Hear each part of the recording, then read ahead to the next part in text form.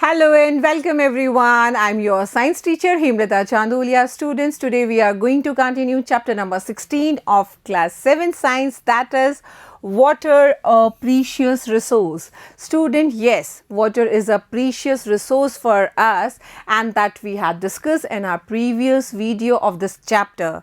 That's why student, every year we are celebrating World Water Day on 22nd of March, isn't it? Students, on Earth's surface there is 71% of water, but out of that only 0.006% of water is available for human consumption. So it makes that water is a precious resource. Students, in today's video we are going to discuss about groundwater and water table. After that we will discuss the reasons which are responsible for the depletion of water table. Clear everybody? Students, a question should arise in your mind that कि जितने भी पानी की sources हैं हमारे आसपास, either it is a tap, well, tube well or any other source like hand pump, from where these water sources get water. हम इतना इनको कंज्यूम कर रहे हैं, हम इतना कंटिन्यूस वाटर यूज़ कर रहे हैं, तो कभी ना कभी तो ये खाली होना चाहिए ना. तो ये जो पानी है ये हमें कहाँ से मिल रहा है? And the answer is groundwater. So we can say that groundwater is an important source of water. अब इस ग्राउंड वाटर को समझने के लिए आप याद कीजिए कि van ever you had visited near any water body, it may be a lake, river or a pond, when you dig near that area in the soil, you will find out that soil is moist. That means it is containing water. Clear everybody? If we dig it deeper and deeper, we will find out water at a certain level. That means water is filled in between the soil particles and the gaps which is present between the rocks. Clear everybody? And that layer where we found the water is known as water table. Clear everybody? So students, we can say that if we dig a hole in the ground near a water body, we may find that the soil is moist. अब वो moist क्यों है? Because of the presence of water. Okay? If we dig deeper and deeper, अब हम उसे और ज़्यादा नीचे खोदते चले जाते हैं, we reach a level where all the space between the particles of soil and the gaps between the rocks are filled with water. Okay, and student, the upper level of this layer is called water table. बच्चा, अब इस picture को अच्छे से देखिए. हम इस topic के अंदर ये पढ़ने वाले हैं कि ग्राउंड वाटर क्या होता है, वाटर टेबल क्या होती है, हम इसको कैसे कंज्यूम करते हैं और वापस ये कैसे रिफिल होती है. Clear everybody? Students, in nearby where we are living, we are having some water sources. It may be a dam, lake or a river. अब वहाँ से क्या होता है बच्चा, जो water है वो soil से सीपेज करता हुआ पानी नीचे आता है और हमारे पास नेचुरल क्या है, रेनफॉल. रेनफॉल जब होती है तो पानी क्या होता है, पानी नीचे आता है सॉइल पे, सॉइल से फिर वो सीपिंग प्रोसेस होता है, फिर वो नीचे जाता है. इसका मतलब वाटर रिचार्ज हो रहा है, जैसे आपका मोबाइल और डीटीएच रिचार्ज होता है ना, लाइक दैट. Clear everybody? ये पानी क्या होता है, मिट्टी को क्रॉस करते हुए धीरे धीरे धीरे धीरे ग्राउंड में जाता है और ग्राउंड में जाके जो पानी है उसका लेवल मेंटेन करता है. Clear everybody? और हम क्या करते हैं, इस पानी को कंज्यूम करते हैं by hand pumps, by tubewells. Clear everybody?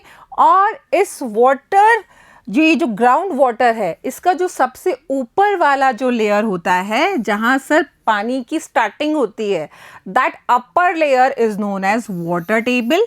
And in between the groundwater we are having a space between the rocks where the water is filled. वहाँ पर हम डिगिंग करके हमारे बोरवेल्स बनाते हैं, हमारे हैंडपम्प सेट करते हैं, उस एरिया को हम कहते हैं एक्वीफर, और यहाँ से हम हैंडपम्प के थ्रू पानी निकालते हैं और यूज़ करते हैं. Clear everybody? Okay, let's read again and understand. Okay, students, the water table is the upper surface of the ground filled with water. The water found below the water table is called groundwater. Have a look again. Below the water table, we are having water here. It is known as groundwater. The rainwater and the water from other sources such as river and ponds seeps through the soil. ये मिट्टी है, मिट्टी के ऊपर जब पानी आता है, it seeps through the soil and fills the empty spaces and cracks deep below the ground. समझ में आ गया? और ऐसे जो पानी हम कंज्यूम कर रहे हैं वो वापस रिचार्ज होता है. Okay students, the process of seeping of water from the surface of the soil into the ground is called infiltration. A very important question class 7th. याद रखिए, infiltration का मतलब क्या होता है कि सॉइल के सरफेस से जो बरसात से पानी आ रहा है या किसी वाटर सोर्स से पानी आ रहा है, वो सीपिंग प्रोसेस जिससे पानी अंदर ग्राउंड में जा रहा है और आपका ग्राउंड वाटर भर रहा है, that is known as infiltration. Have a look here, it's raining here and the water is collecting over the soil and धीरे धीरे this water is seeping here. Clear? And this process is known as infiltration. Clear? The groundwater thus get recharged by this process. A question may ask you by which process the groundwater gets recharged, and the answer is infiltration. Okay? Students, at places the groundwater is stored between the layers of hard rock below the water table and this is known as an aquifer. और जो मैंने आपको बताया कि ये जो aquifer वाला reason है वाटर टेबल का, वाटर टेबल से जस्ट नीचे और ग्राउंड वाटर के बीच में जहाँ पर हार्ड रॉक्स हैं, यहाँ पर हम डिगिंग करते हैं और इस डिगिंग के थ्रू हम कुएं बनाते हैं, हैंडपम्प सेट करते हैं और पानी को यूज़ करते हैं. Clear everybody? Water in the aquifers can be usually pumped out with the help of tube wells or hand pumps. And one thing that I want to recall that कि ये जो water table है ना हमारा, ये जो water table है ये डिपेंड करता है, कहीं कहीं बहुत ज़्यादा नीचे होता है, कहीं कहीं बिल्कुल ऊपर ही मिल जाता है. इट मे बी पॉसिबल कि अगर आप डिगिंग करते हैं तो आपको ये 3 से 4 मीटर की डेप्थ में मिल जाए और कई बार ये होता है कि आपको बहुत ज़्यादा डेप्थ में जाकर डिगिंग करनी पड़ती है फिर जाके वाटर टेबल मिलता है. क्यों? Because it depends upon that कि where we are digging. If the place is near any water body और the place where it is very rich in the rainfall, it is having the water table at very low depth. Clear everybody? और जहाँ पर scanty rainfall है, जहाँ पर कोई दूर दूर तक कोई और वाटर सोर्स नहीं है, वहाँ पर तो हमें बहुत ज़्यादा डेप्थ में जाना पड़ता है, तब जाके हमें वाटर टेबल मिलता है. Clear? Students, let's discuss depletion of water table. अब आप लोगों को ये तो पता चल गया कि जो वाटर टेबल है ये रिचार्ज कैसे होती है, बाय द रेनफॉल. ठीक है, रेनफॉल का जो वाटर आया या जो भी आपका वाटर सोर्स है वो सॉइल के थ्रू नीचे जाता है by seeping process, that is known as infiltration. Clear everybody? So students, water drawn from under the ground gets absolutely restored by seepage of rain water. समझ में आ गया? हम उसको रीस्टोर कैसे कर सकते हैं? By the seepage of rain water. The water table does not get affected as long as we draw as much water as is replenished by natural processes. Yes. देखो, अगर आप एक ऐसे एरिया में हैं जहाँ पर आसपास में वाटर बॉडीज़ हैं, झीलें हैं, नदियाँ हैं या कैनाल्स हैं, whatever जो भी है, तो वहाँ पर क्या होता है, जो वाटर टेबल है ना, और या फिर जहाँ पर बहुत अच्छी बारिश होती है तो वहाँ का जो वाटर टेबल है ना, आप वहाँ पर पानी कंज्यूम कर रहे हैं, लेकिन जो वाटर टेबल है वो ज़्यादा फ्लक्चुएट नहीं करता है। क्यों? क्योंकि वो जो आपने पानी कंज्यूम किया है वो वापस रिस्टोर हो जाता है। Clear everybody? But suppose we are living in the cities, है ना, सपोज क्या करना, हम तो रह ही शहरों में रहे हैं, and near by us we are not having any water body. Clear everybody? है ना, तो हमारा जो वाटर टेबल है, जैसे जैसे हम पानी कंज्यूम करते जाते हैं हमारा वाटर टेबल रिचार्ज नहीं हो रहा है। क्यों नहीं हो रहा है? सबसे इम्पॉर्टेंट चीज़, क्या हमारे आसपास का सारा एरिया सीमेंटेड है। बरसात से जो पानी आ रहा है वो वापस ज़मीन में नहीं जा पा रहा है। इनफिल्ट्रेशन जो प्रोसेस है, it is not proper there. Clear everybody? अब आपको याद होगा या फिर आपने कभी सुना होगा कि हमारे घर में अगर बोरिंग होती है, बोरवेल्स होते हैं, अगर वो 10 से 15 साल पहले हुई है तो आपने कभी ना कभी सुना होगा कि पानी जो है ना वो नीचे चला गया है। अब ये जो पानी जो नीचे चला गया है बच्चा, उसका मतलब क्या है कि हमारा जो वाटर टेबल है वो डिक्रीज हो गया है। समझ में आ गया? फिर हम क्या करते हैं, हम फिर से मशीनरीज बुलाते हैं, फिर से डिगिंग करते हैं और फिर और ज़्यादा पाइप इंसर्ट करते हैं ज़मीन में, जिससे कि हम जो वाटर टेबल जहाँ पे डिक्रीज़ हुआ है, जहाँ पहुँचा है, वहाँ पर फिर से पाइप सेट कर सकें और फिर से उतना ही पानी गेन कर सकें जितना हमें पहले मिल रहा था। Clear everybody? Students, however, water table may go down if the water is not sufficiently replenished. Yes, अगर आपकी जो natural process है, just like your rainfall, just like the seeping process, अगर ये ढंग से नहीं होती हैं तो आपका जो water table है वो भी वापस अपने पुराने पोजीशन में नहीं आएगा, वो जो कि हो रहा है cities में। Clear? This may happen due to many reasons. Yes, there are so many reasons. Clear everybody? First one is the increase in population, and this one is the very important reason for that. Clear? और बाकी सारे factors इस पर dependent है। Second one is industrial and agriculture activities. Yes, अब industries और आपका agriculture ये depend किस पे कर रहा है? इस population पे। Okay, the next one is deforestation, जिसको हम हमारे नेक्स्ट चैप्टर में भी डिस्कस करेंगे। अब डिफॉरेस्टेशन का मतलब क्या है? That is the removal of the trees from the forest. अब जब आप ट्रीज ही नहीं रहेंगे तो सॉइल को कौन पकड़ेगा? सॉइल ही नहीं रहेगी तो सीपिंग प्रोसेस कैसे होगा? पानी अंदर कैसे जाएगा? Clear everybody? So we are going to discuss in our next chapter, and the last one is decrease in the effective area for the seepage of water. Clear everybody? Let's discuss one by one in detail. First one is increasing population. देखो, सबसे important और सबसे main reason है increasing population का। जैसे जैसे population बढ़ती है वैसे वैसे रहने के लिए, खाने पीने के लिए और अपनी लाइफ को जीने के लिए हमारी नीड्स बढ़ती हैं। अगर लोग बढ़ते हैं तो घर चाहिए, अगर घर है तो अब काम करने के लिए ऑफिसेस चाहिए या फिर जो भी आपका वर्किंग प्लेटफॉर्म है वो चाहिए। हमें ज़्यादा अच्छे संसाधन चाहिए, रोड्स चाहिए। Clear everybody? जब ये सब चीज़ें इंक्रीज़ होती हैं तो हमारे पास जो फ्री स्पेस है, क्लियर, वो हमारे पास कम हो जाता है। और जब फ्री स्पेस हमारे पास कम हो जाता है तो हमारे पास क्या है? वाटर की स्कैसिटी, पानी की कमी हो जाती है। Clear everybody? So we can say that increasing population creates demand for the construction of houses, shops, offices, roads and pavements.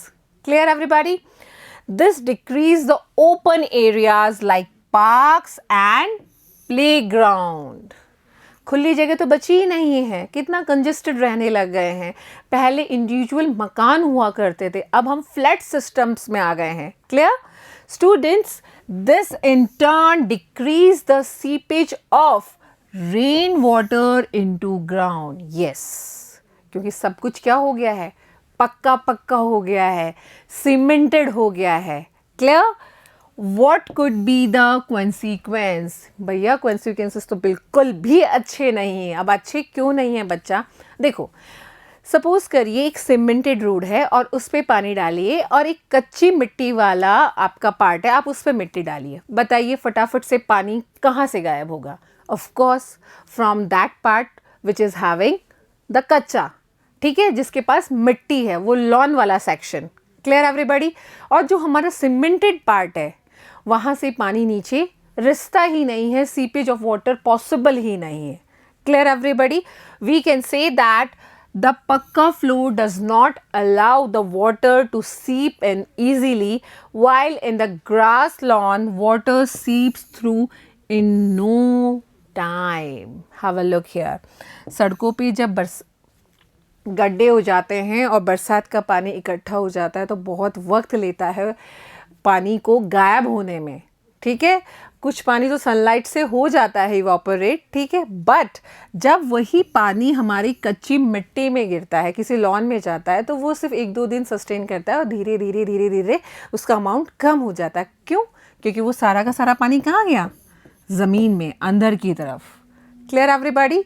Students, a huge amount of water is required for the construction work. Yes. कहीं पर भी जहाँ construction हो रहा हो ना, वहाँ कभी नोटिस करिएगा, कंस्ट्रक्शन शुरू करने से पहले सबसे पहले ये मेक श्योर किया जाता है कि हमें पानी कहाँ से मिलेगा। और for the construction we are using most probably the ground water.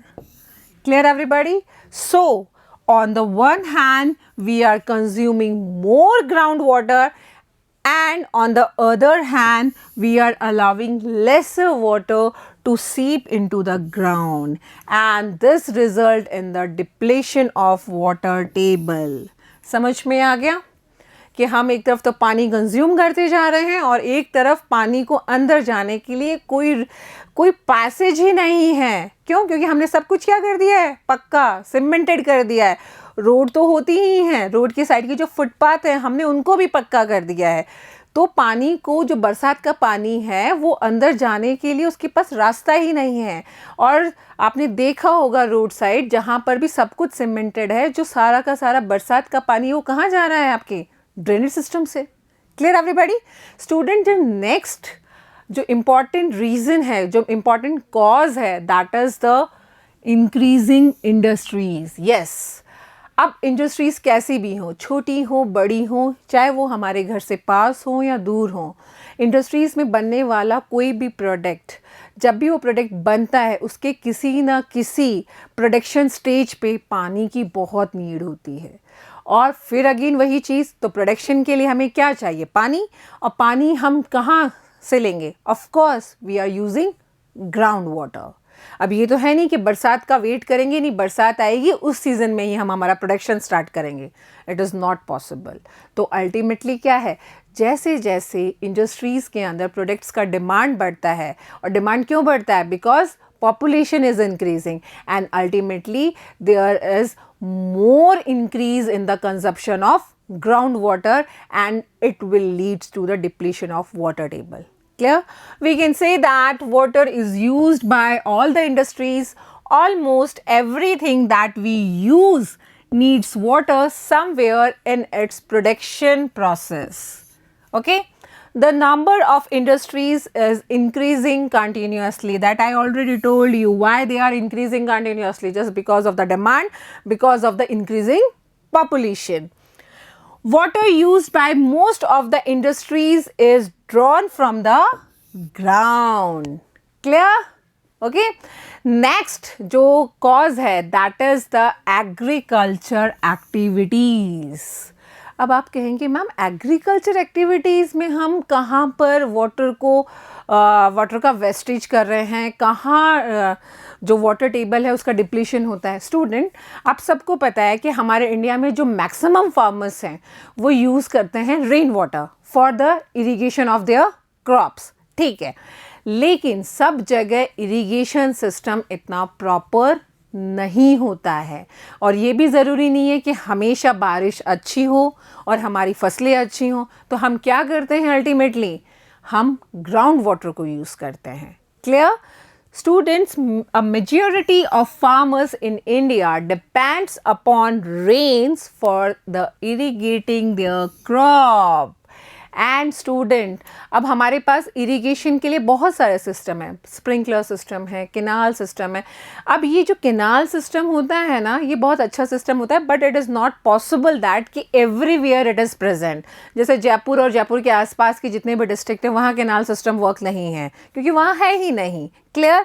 आपके बीकानेर, जालौर, बाड़मेर साइड में it may be possible that कि there is canal system, but everywhere it is not working. And ultimately जो canals में पानी आता है वो कहाँ से आता है? It is also coming from rain, isn't it? अगर बारिश नहीं होगी, canals fill नहीं होंगे, तो हम पानी कहाँ से लाएंगे? Then we will start using our groundwater. Okay? Irrigation systems such as canals are there only in few places. Even these systems may suffer from lack of water due to erratic rainfall. Yes, erratic rainfall means कि बहुत कम बारिश होती है. ठीक है, कई बार तो हमारी जो canals हैं वो पानी से भर नहीं पाती हैं. Therefore, farmers have to use the groundwater for irrigation. Ultimate हम कहाँ पे पहुँच गए? रेनफॉल से होते होते ग्राउंड वाटर पे. Population pressure on agriculture forces increasing use of ground water day by day. अब इंक्रीजिंग पॉपुलेशन एग्रीकल्चर पे प्रेशर कैसे क्रिएट करती है? भाई लोग बढ़ेंगे तो खाना भी तो बढ़ेगा, और खाने के लिए आप फार्मर्स से ही तो डिमांड करेंगे कि आप और ज़्यादा उगाइए. अब फार्मर तो उगाना चाहता है, but there is not plenty water, there is scarcity, rainfall. Clear everybody? So the farmers are using groundwater. जितना वो यूज़ नहीं करना चाहते लेकिन उससे ज़्यादा वो यूज़ करते हैं, and this result in the depletion of water table. Okay? Students, let's discuss the another topic of this chapter, that is the distribution of water. देखो, अर्थ सरफेस पे जो डिस्ट्रीब्यूशन ऑफ वाटर है ना वो uneven है, और इसके reasons बहुत सारे हो सकते हैं. Lots of factors are responsible for this. कुछ एरियाज़ ऐसे हैं जहाँ रेन बहुत अच्छी होती है तो वो वाटर रिच होते हैं. कुछ एरियाज़ ऐसे हैं जहाँ पर बारिश कम होती है इसलिए वो इतने वाटर रिच नहीं होते, और वहाँ का जो वेजिटेशन है वो इतना वेल डेवलप नहीं होता. और ऐसे एरिया जहाँ बारिश बहुत ज़्यादा होती है तो वहाँ पे फ्लड जैसी कंडीशंस हो जाती हैं, और कुछ एरियाज़ ऐसे हैं जहाँ बारिश होती ही नहीं है, वहाँ ड्रॉट जैसी कंडीशंस होती हैं, सूखा पड़ता है. और ये जो दोनों सिचुएशन है ना, फ्लड और ड्रॉट कंडीशंस, ये एक वक्त पे भी पॉसिबल है. हमारे इंडिया में कुछ प्लेसेस ऐसे हैं जहाँ पर बहुत ज़्यादा रेनफॉल है, और कुछ प्लेसेस ऐसे हैं जहाँ बारिश बिल्कुल नामात्र की होती है, बहुत कम होती है, और वहाँ पर सूखा पड़ता है. Clear everybody? Students, the distribution of water over the globe is quite uneven due to a number of factors. Yes, बहुत सारे factors हैं जो इसके लिए responsible हैं. Some places have good amount of rain and are water rich. Clear? देखो, आसपास जहाँ पर बारिश बहुत अच्छी होती है ना, चारों तरफ हरियाली होती है, वेजिटेशन अच्छा होता है. लेकिन कुछ प्लेसेस ऐसे हैं जहाँ पर पानी क्या है, बारिश क्या है, there is a scanty rainfall. Scanty rainfall है, that means water sources are limited, and that's why there vegetation is not so developed. उस वाले में तो कितनी ग्रीनरी थी, यहाँ कितना सूखापन है. Clear everybody? In India, some regions have excessive rain, while some other they are having little rain. Clear everybody? और ऐसे एरियाज जहाँ पर ज़्यादा बारिश होती है वहाँ पर क्या होता है? excessive rain cause floods, whereas the absence of rains result in drought condition. Therefore, some region in our country may have floods while other may suffer from droughts at the same time. देखो, एक ही समय एक जगह सूखा पड़ रहा है और एक जगह बाढ़ आई हुई है. It isn't amazing? You can understand it with the help of an activity. What you have to do? You have to just learn your rain map of India. ठीक है? In this rain map of India, we are showing the total rainfall in each and every part of India. देखो बच्चा, here we are having that index. अब यहाँ पर जो सबसे darkest colour है ना, it is showing the rainfall above 400 centimetre. We are measuring rainfall in centimetre. अब जहाँ पर सबसे ज़्यादा रेनफॉल है, it is shown in the dark area. Clear? Have a look here.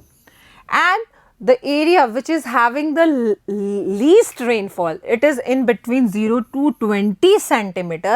It is showing with the lightest shade and it is like here. Fine. The area, some part of Gujarat and some part of Rajasthan. Clear everybody?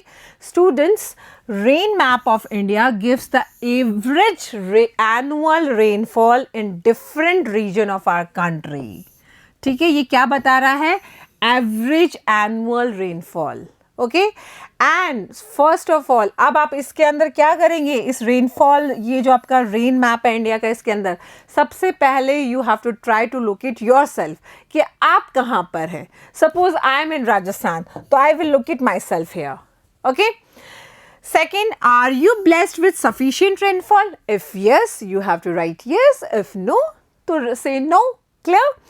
Is there sufficient water available in your area throughout the year? क्या आपके area में पूरे साल भर sufficient amount में water present रहता है? Say yes या no. Clear everybody? Students, it may be possible that we are living in an area where there is sufficient rainfall. देखो, हम ऐसे एरिया में रह रहे हैं, ये पॉसिबिलिटी है कि हम ऐसे एरिया में हैं जहाँ पर बारिश अच्छी तो होती है बट फिर भी पानी की शॉर्टेज है.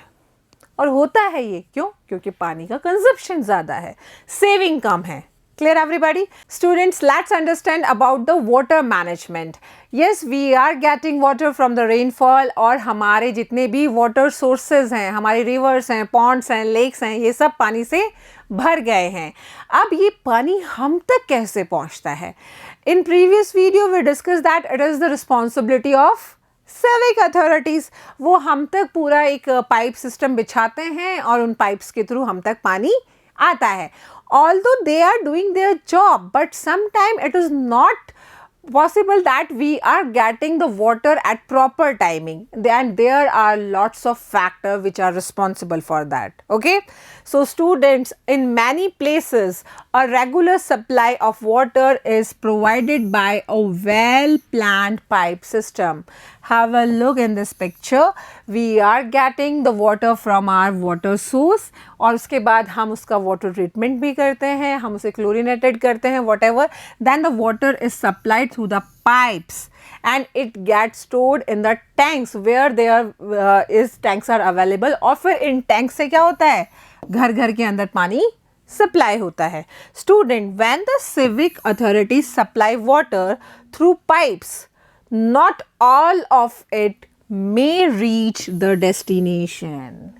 फिर भी अपने अपने डेस्टिनेशन पे कई बार पानी नहीं पहुंच पाता है. क्यों नहीं पहुंच पाता है? अगर आप लोगों ने देखा हो तो कई बार ये होता है कि हमारे यहाँ शाम को पानी नहीं आता, फिर अगले दिन सुबह पानी नहीं आता, फिर उसी दिन शाम को भी पानी नहीं आता है. क्यों नहीं आता है? क्योंकि भाई उस कॉलोनी के अंदर वो पाइप टूट गया है. Clear? That means the pipe water is leakage from that particular point. तो अब ये रिस्पॉन्सिबिलिटी किसकी है? ये रिस्पॉन्सिबिलिटी बनती है हमारे सिविक अथॉरिटीज़ की. Clear everybody? You might have seen water supply pipes leaking and a lot of water gushing out of the pipes. Have a look here. मैं तो बहुत बार देखा है और पता नहीं कितना पानी वेस्ट होता है. Clear everybody? It is the responsibility of the civic authorities to prevent such wastage of precious water. Clear everybody? समझ में आ रहा है? और हमारी भी रिस्पॉन्सिबिलिटी बनती है कि अगर ऐसा कोई प्रॉब्लम है तो हम इन अथॉरिटीज़ को बताएं, इनको इन्फॉर्म करें कि हाँ ये प्रॉब्लम हो रही है. Clear everybody? यूजुअली होता है क्या है, अरे हम क्यों बताएं, अपने आप पता चल जाएगा. फिर दूसरा कहता है कि अरे वो बता देगा. बट हम एक दूसरे पे डिपेंडेंट रहते हैं कि वो बता देंगे, ये बता देंगे, और बता कोई नहीं पाता है. और जब प्रॉब्लम बहुत ज़्यादा बढ़ जाती है तब जाके हम उनको इन्फॉर्म करते हैं. Clear everybody? और हमें वाटर के मामले में तो इतनी लापरवाही नहीं बरतनी चाहिए. Okay students, all of us knowingly and unknowingly waste water while brushing teeth, shaving, bathing, washing and during many other activities. अब आप कहेंगे नहीं मैम हम तो नहीं वेस्ट करते हैं, और कोई बच्चा कहेगा नहीं मैम हम भी वेस्ट नहीं करते हैं, और मैं भी यही कहूँगी कि मैं भी वेस्ट नहीं करती हूँ। लेकिन आप लोगों ने टीवी में बहुत सारे एड्स देखे होंगे कि बिजली बचाने के लिए, पानी बचाने के लिए वो एक अंकल शेविंग कर रहे हैं और टैप चालू है, एक बच्चा ब्रश कर रहा है और टैप चालू है। हम कितना सारा पानी वेस्ट कर देते हैं। So students, we don't have to do these things. जहाँ पर कम पानी से काम चल सकता है वहाँ पर वैसे ही काम चलाइए। Clear everybody? अगर एक बाल्टी से आप नहा सकते हैं तो आप शावर क्यों यूज़ करते हैं? क्लियर? और एक बहुत इम्पॉर्टेंट रीज़न, या आप कहें कि एक मेन रीज़न भी है, that is the leaking tap. ये इससे भी क्या होता है कि पानी बहुत ज़्यादा वेस्ट होता है। अब आप कहेंगे मैम बूंद बूंद करके तो पानी निकल रहा है। बेटा बूंद बूंद करके तो घड़ा भरता है ना। इसका मतलब अगर हमने इस लीकेज को रोका नहीं जल्दी से जल्दी तो बहुत सारा पानी आपकी जो टैंक्स हैं, आपकी जो वाटर सोर्सेज है वहाँ से खाली हो जाएगा। Clear everybody? We waste water as though we do not need water the next time. Yes, हम तो पानी ऐसे यूज़ करते हैं जैसे हमें नेक्स्ट टाइम पानी की ज़रूरत ही नहीं होगी, या फिर हम इसको ऐसे कह सकते हैं, हम पानी को ऐसे यूज़ करते हैं जैसे नहीं हमारे पास तो खजाना है। आज अगर मैं 4 बाल्टी यूज़ करी हैं तो कल भी मेरे को 4 बाल्टी क्या 5 बाल्टी अवेलेबल हो जाएंगी। But this is not the right way. You have to save water, क्योंकि हमने चैप्टर के स्टार्टिंग में ही पढ़ा था, जल है तो कल है। Clear everybody? Students, we have seen that most of the water that we get as rainfall just flows away. बिल्कुल, मैं तो बहुत बार देखा है, और जब भी मानसून आता है हमेशा देखती हूँ। क्यों?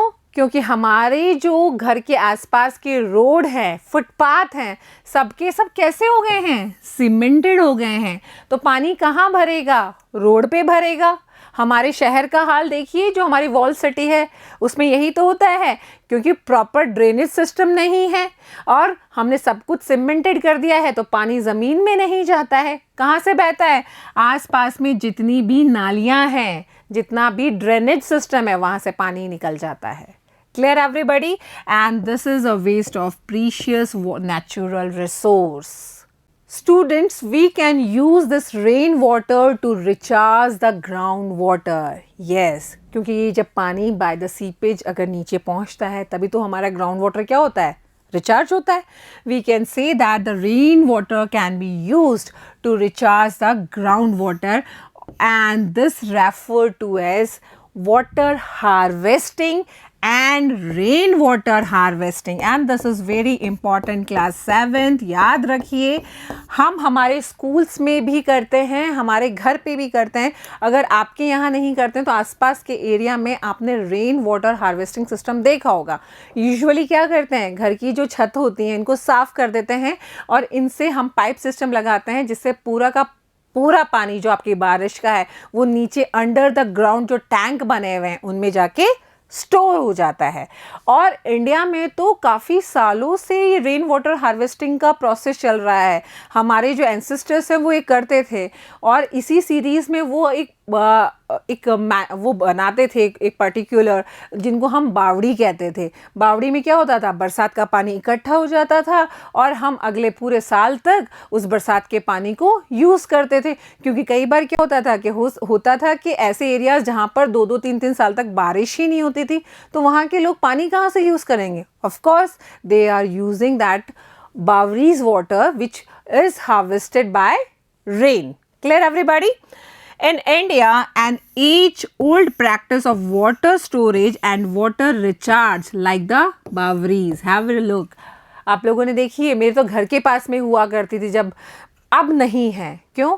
क्योंकि अब उसकी लोगों को नीड नहीं है, क्योंकि जो सिंपल हमारे यहाँ पे जो वाटर टैंक्स होते हैं, टंकियों से जो पानी आता है वो वाली फैसिलिटी है और लोगों ने इसको ख़त्म कर दिया है. Okay student, these baoris are the traditional ways for collecting water.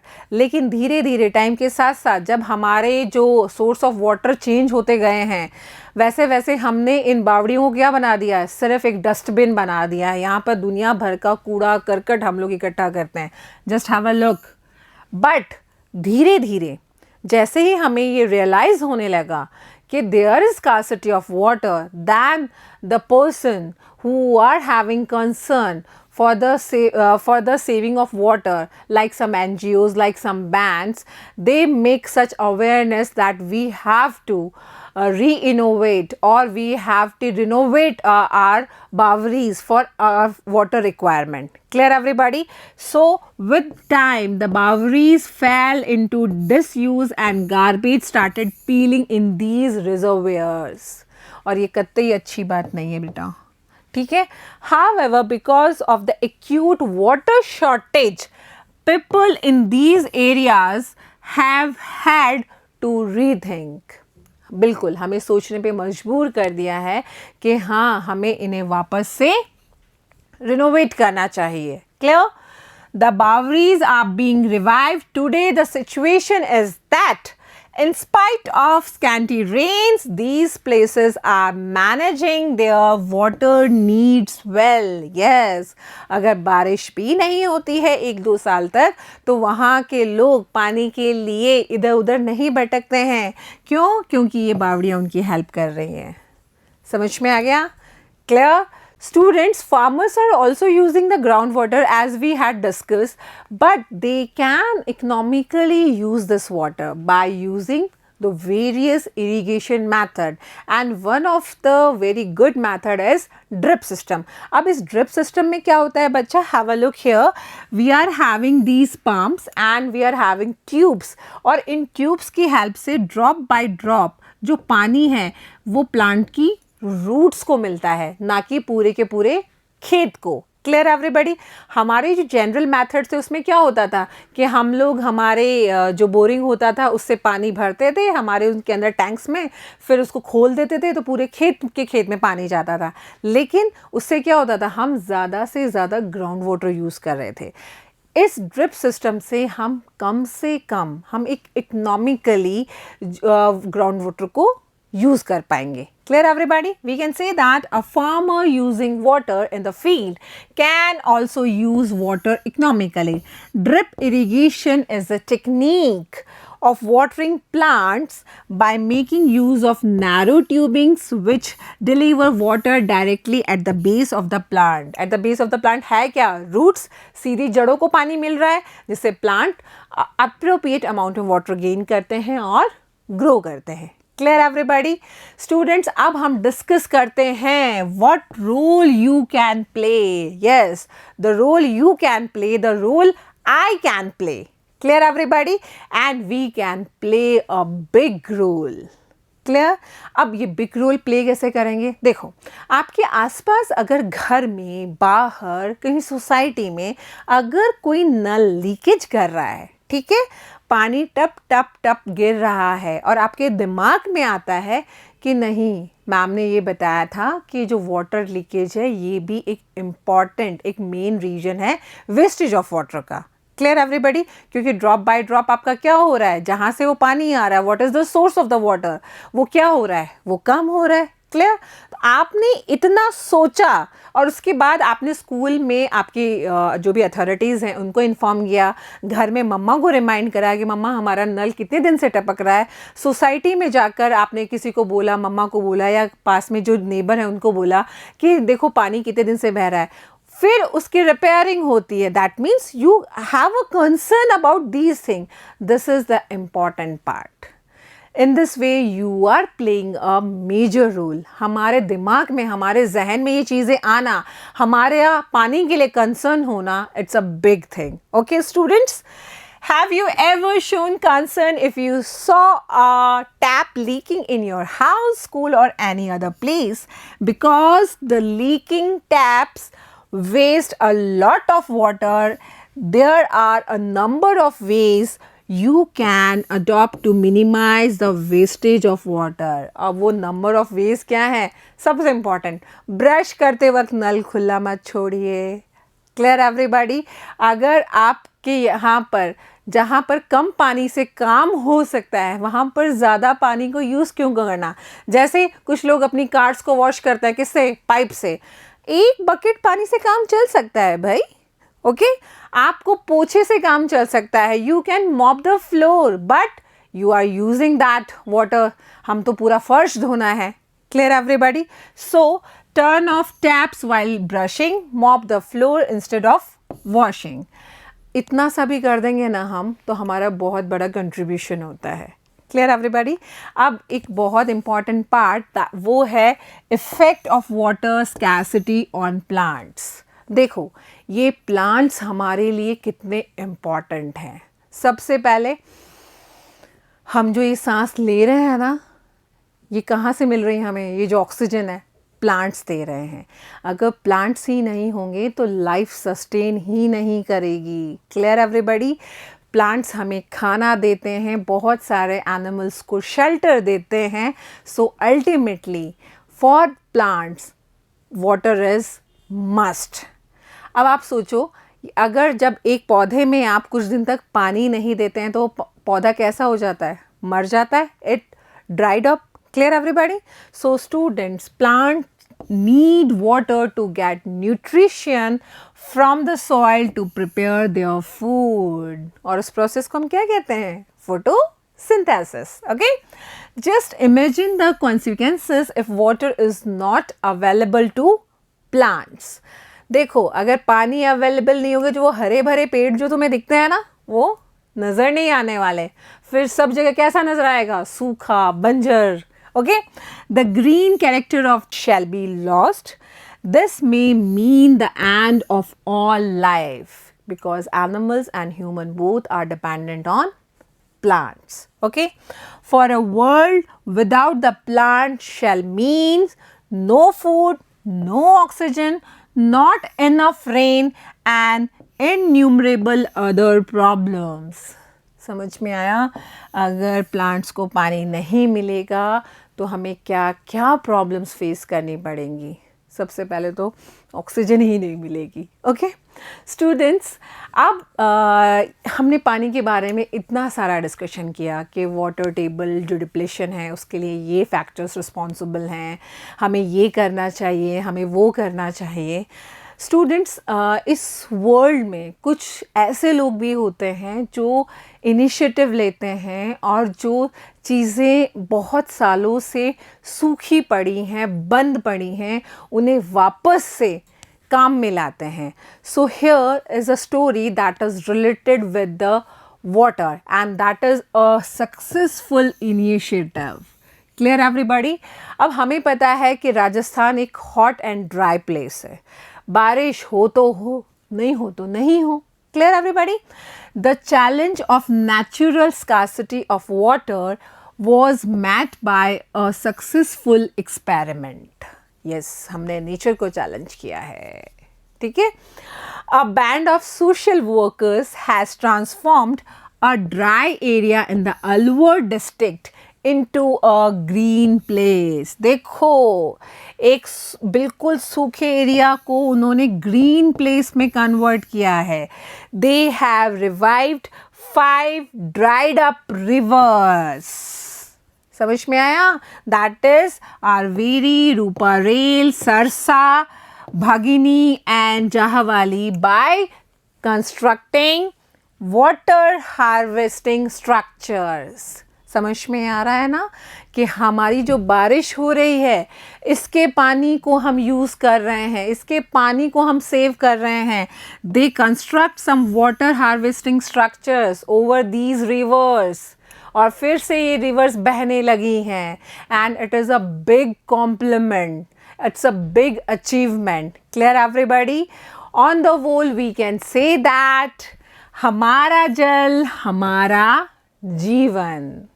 with this topic, this chapter ends here, and revise what we learned today. And in the previous video, in the coming section, we are going to discuss the exercise part of this chapter. Students, till then, take care of yourself and thank you.